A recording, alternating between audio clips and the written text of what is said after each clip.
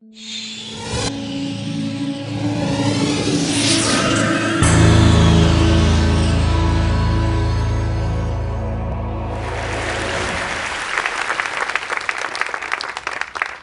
I work at Google, and I help kids believe in Santa Claus.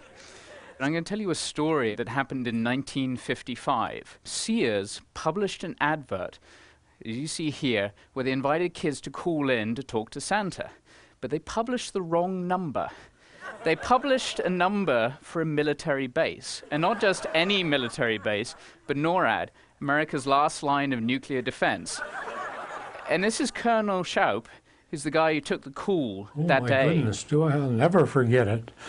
The red phone rang, and it's either the Pentagon calling or the four-star general, General Partridge. So I picked it up and I said, "Yes, sir, this is Colonel Schaup." "Sir, this is Colonel Schaup." I said, "Sir, can you read me all right? Are you really Santa Claus?" And I looked around my staff. I thought, somebody's playing a joke on me, and this isn't funny. I said, "Would you repeat that, please? Are you really Santa Claus?" And I knew then that there was some screw-up on the phones. So this has now become a tradition that's lasted over 50 years.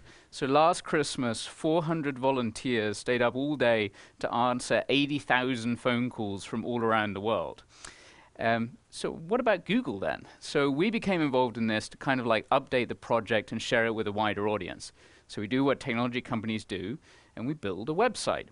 The technical marvel is getting Google Earth and putting it inside of a web page.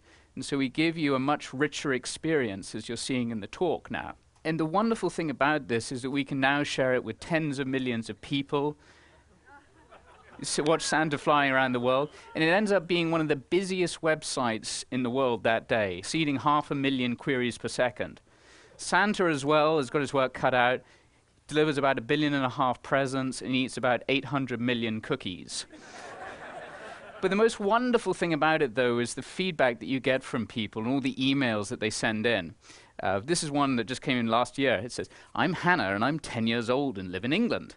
How does Santa move so fast when we can't? I thought it was impossible to go around in the world in 24 hours, but it's not. Wow, he is amazing." And so I would like you all to be thankful that all kids, young and old, can still believe in Santa Claus. Thank you very much.